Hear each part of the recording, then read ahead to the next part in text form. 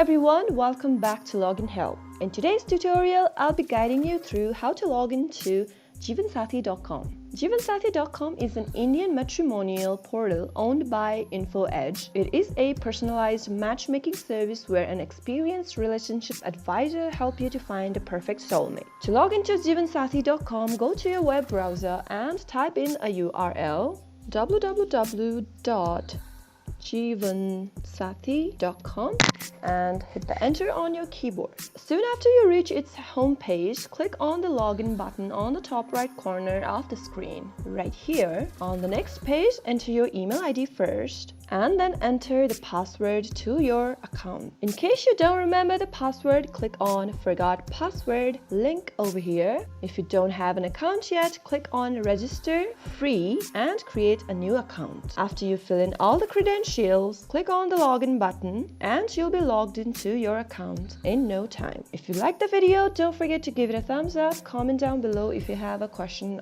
and a feedback. I'll be back again with more videos soon. Thank you for watching.